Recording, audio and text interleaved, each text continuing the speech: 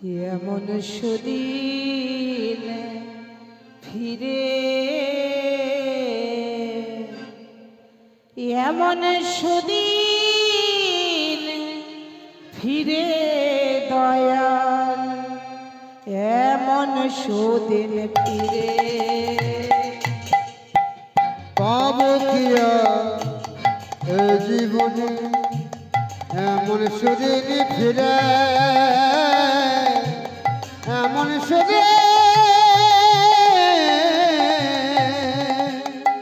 ফিরে দয়াল, এমন সুদিন ফিরে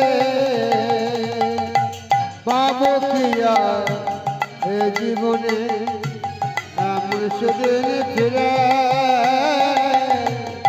এমন সুদিন ফিরে দয়াল, এমন সুদিন ফিরে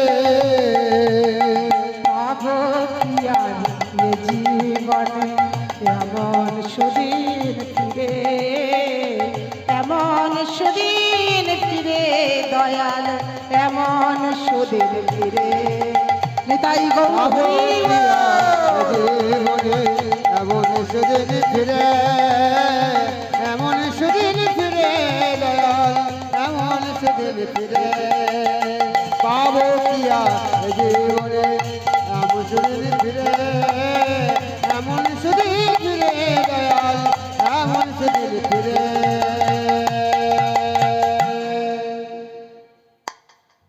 বহু জন্মের সুকৃতির ফলে তবেই আসা যায় এই মহতি হরিবা আসরে। এখানে সকলে আসতে পারে না মা, ভগবানের কৃপা হলে তবে এই জায়গায় আসা যায়। এটা যা তা জায়গা নয়, এটা হলো ভগবানের জায়গা।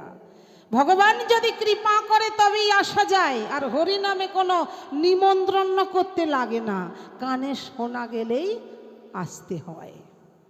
তাই মা আপনাদের কৃপা করেছে, যে কজন এসেছেন ভগবানের কৃপায় এসেছেন। কারণ ভগবান তো সবাইকে কৃপা করতে পারে না। মানুষ যেমন মানুষকে টাকা পয়সা দিয়ে সাহায্য করতে পারে, বিপদ হলে পাশে এসে দাঁড়াতে পারে, কিন্তু কৃপা করতে পারে না। কৃপা করে একমাত্র ভগবান শ্রী কৃষ্ণ। তাহলে ভগবানের কৃপা না হলে এই জায়গায় আসা যায় না।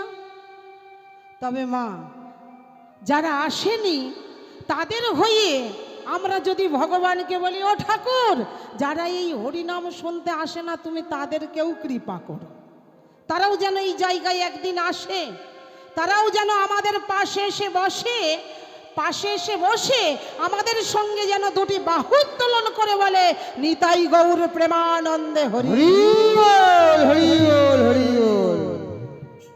কারণ আমরা কলিযুগের মানুষ, আমাদের হরিনাম ছাড়া গতি নাই, গতি নাই, গতি নাই।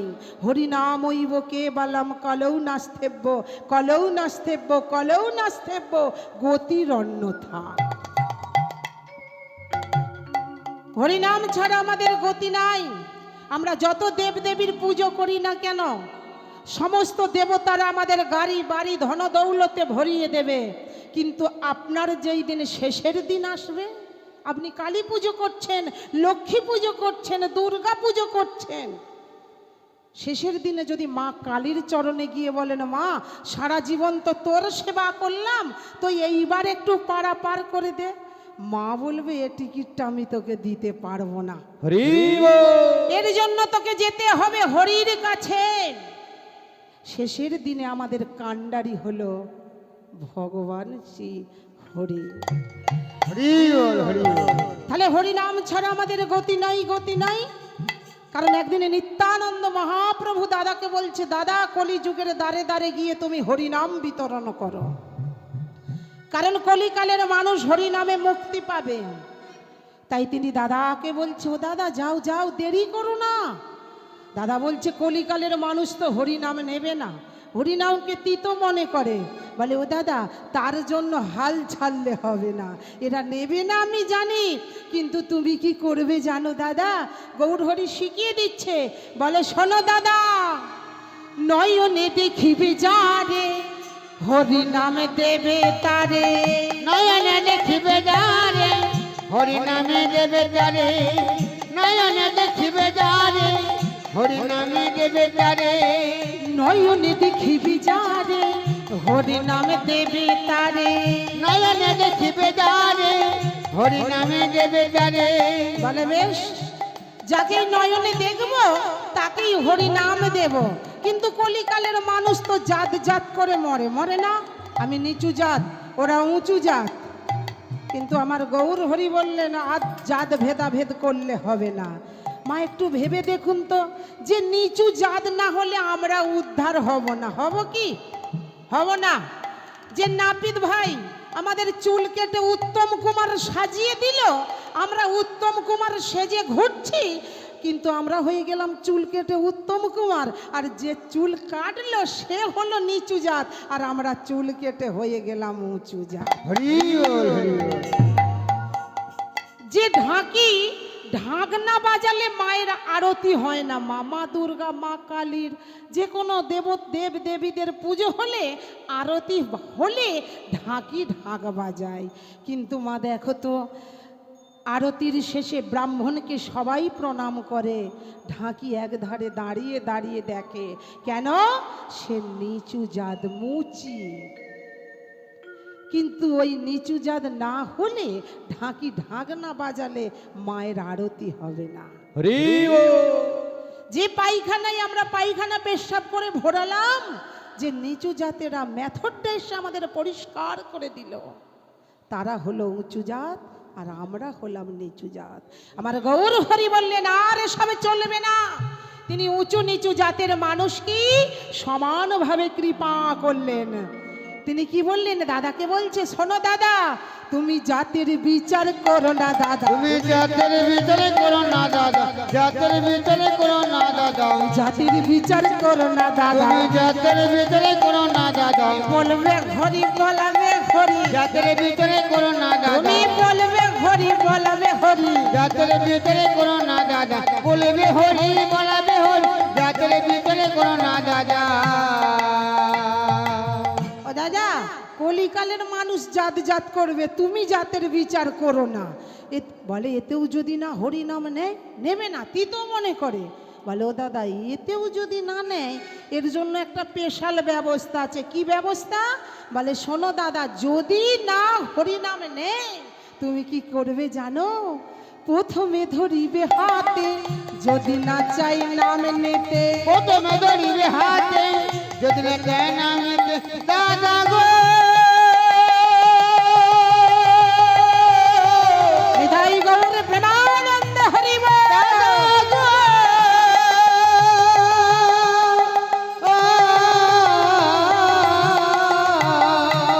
প্রথমে ধরিবে হাতে, যদি না চাই নাম নিতে। প্রথমে ধরিবে হাতে, যদি না চাই নাম নিতে।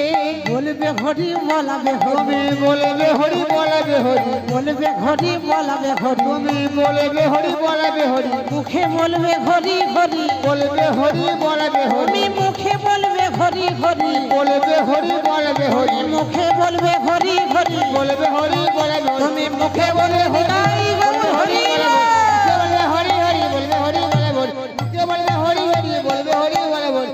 বলবে হরি, বলাবে হরি। বলবে হরি, বলাবে হরি। বলবে হরি, বলাবে হরি। এই বাড়িতে যারা কুটুম এসেছে তাদেরকে একটু ঘুমটা ভাঙিয়ে দিতে হবে।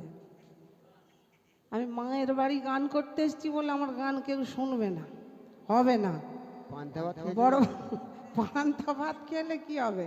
সবাই ও কাকিমা, সবাইকে ঠেলে তুলে দাও, সবাইকে ডাকো, বল দিদি ডাকছে। ঘুমালে হবে না। যাই হোক, তাহলে হরিনাম ছাড়া গতি নাই। হাতে পায়ে ধরে হরিনাম বিতরণ করবে। আহা কত বড় দয়াল। তাই এই হরিনাম একদিন আমার গৌরাঙ্গ মহাপ্রভু তিনিও ভক্তবৃন্দ সঙ্গে নিয়ে তিনিও নাম শুরু করেছিল। কোথায়? শিবাসঙ্গনে। মহাপ্রভু আমার যখন শিবাসঙ্গনে কীর্তন করছে, আর মহাজনে দেখে বলছে, হাই দেখো দেখো, আজ নাচে রে গৌরাঙ্গ আমার,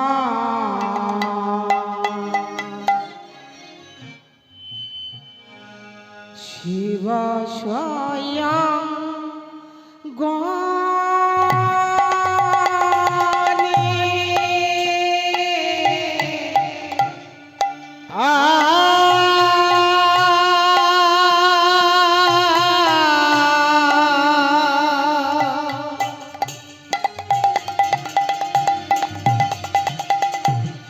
নাচে রে গো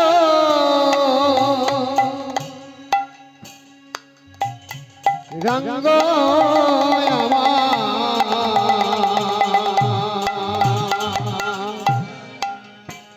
ওই না শিব স্বয়ং গণে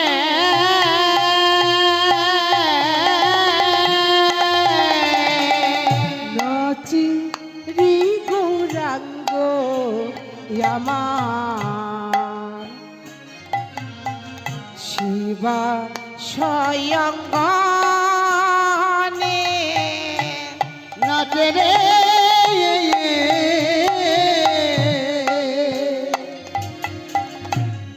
নাচে রে গৌরাঙ্গ আমার,